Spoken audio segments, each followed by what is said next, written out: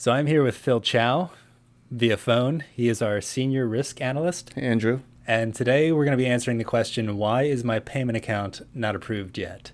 So Phil, what's the first step that people should do when setting up a payment account in RunSignup? The first step is they should make sure that when they enter their legal name and bank account information, that the information matches the name and account number on your bank statement.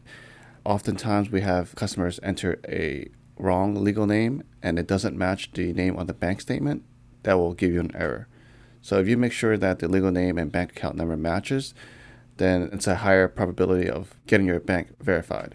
And now verification, that's actually two steps, right? There's Adyen first and then RunSignup. Correct. First, Adyen will verify your bank account that matches the legal name and bank account number. And then next, RunSignup will look at your KYC information, that the control person, the name, the date of birth matches the name, the address matches the name of the control person, and verify the legal entity. Make sure that the EIN matches the legal entity. Make sure the address matches the legal entity. And KYC. That's a know your customer. That's a law that we must follow, that we have to verify the individual that is setting up the payment account. So yeah, very important step one, make sure that when you're setting up your RunSignup payment account, before you submit it, all the bank account information matches exactly. So your legal name and your bank account number should all be exactly matching what you have written on your bank statement. Now, Phil, when we say that you have to match exactly, if your legal name said incorporated in it and you put in Inc. in RunSignup, then would that throw an error as well? Yes, that will throw an error because those two are different and they do not match. It will give you an error. So make sure they match exactly. Now, once you do submit that payment setup, what happens next? So when you submit your payment account, it goes through an automated process where Adyen checks whether or not the bank account matches the legal name and account number you've submitted. If it matches, then RunSignup will go through a KYC review process on your account. And if that passes, then you can get your account approved. And then if Adyen's check doesn't approve your payment account? If it's not approved, you'll get a bank error, and it shows that Adyen's unable to verify your bank details. Please upload a bank document. Some of the bank documents you can upload is a bank statement, which is our preferred method, a voided check, a letter from the bank, or a screenshot of your banking environment. Do make sure that the screenshot of the bank environment includes the bank logo, the legal name, the account number, and the date. Yeah, and as Phil said, our preferred method is the bank statement because that'll have all the information that Adyen needs right on there. Sometimes your bank environment might not have the logo or something showing. So best bet, go with your bank statement. So then Phil, once you submit that bank statement, what happens next? When you upload a bank document, it will go through an automated process. If it passes, then it will go through RunSignup's standard underwriting process. And if it fails, then you'll get a bank error that will show either legal name doesn't match the name on the bank statement or the account number doesn't match the number on the bank statement. So at this point, we get the pop-up notification again that there's some kind of error with our payment setup. What should we do in that case? It depends on the error.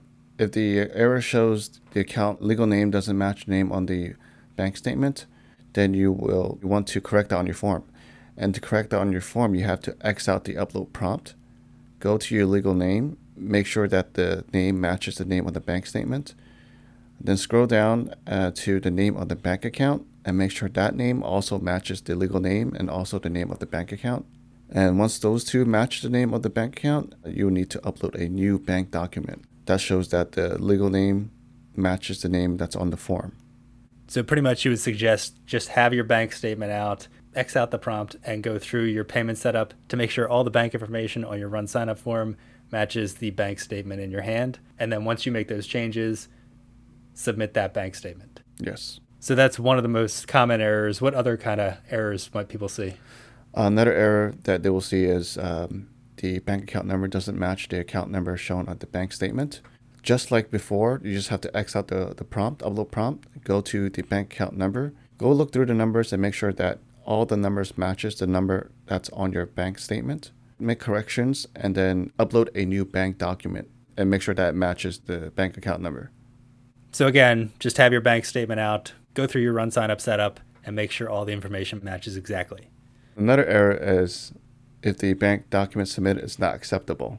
Now, this could be many reasons. If you uploaded a bank statement that's over a year old, then it might be rejected because it has to be within 3 months for it to be acceptable. Another reason is if you uploaded a bank letter that's not showing the bank logo or the employee's signature, they are required if you're uploading a bank letter. So a bank letter requires the bank logo, the legal name, account number, the date, and the employee's signature. If any of those 5 are missing, then it will be rejected. Another reason is if you uploaded a voided check that is a sample or not the actual voided check, it has to be a physical copy of the voided check for it to be acceptable.